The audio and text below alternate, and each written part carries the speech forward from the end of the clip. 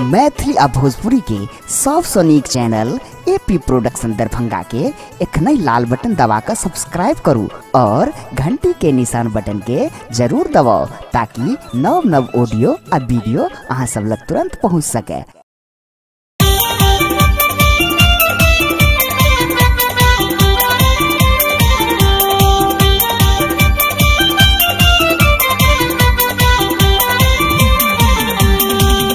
अपने सब सुन रहल छी एपी प्रोडक्शन के प्रस्तुति।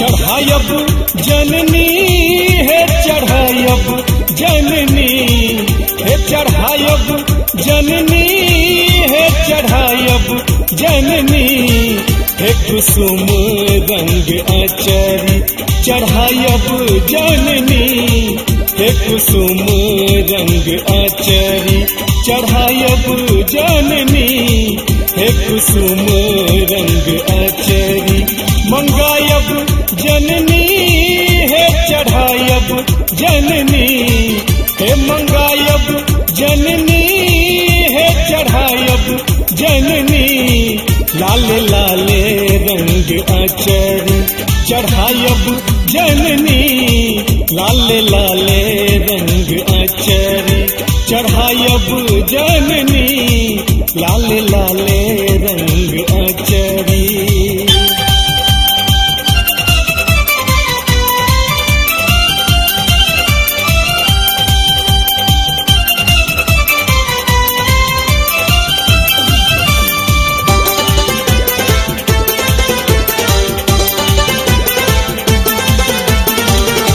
बेली चमेली गेना गुलाबक माला बनायब फूल अधूलक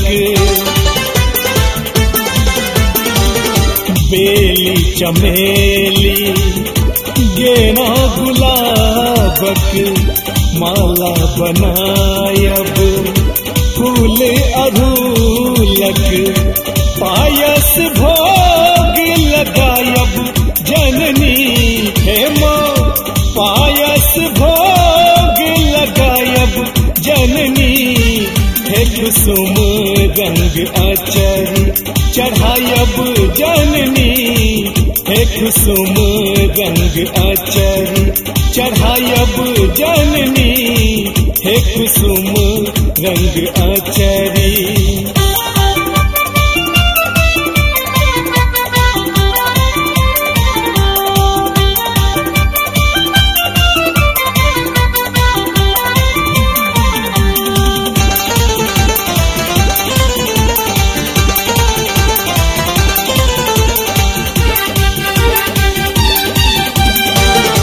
हे श्यामा अहाँ सँ सकल जगत अछि अहाँ अनठा बीता विपैत विपैत अछि।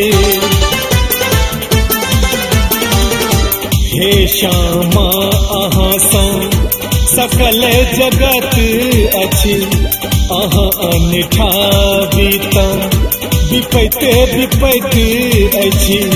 कहिया बोध बढ़ायब जननी हे माँ कहिया बोध बढ़ायब जननी हे कुसुम रंग आचरी चढ़ायब जननी हे कुसुम रंग आचरी चढ़ायब जननी हे कुसुम रंग आचरी।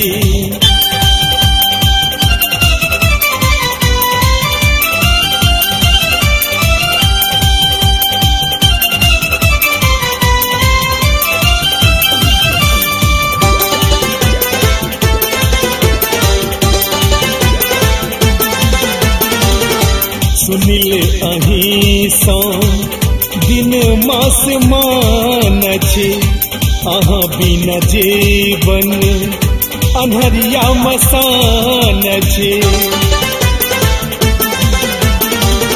सुनिल अहीं सँ दिन मास मान छी अहाँ बिना जीवन अन्हरिया मसान छे कते दिन आर दिलायब जननी हे माँ कते दिन आर दिलायब जननी हे कुसुम रंग आचरी चढ़ायब जननी हे कुसुम रंग आचरी चढ़ायब जननी हे कुसुम रंग आचरी।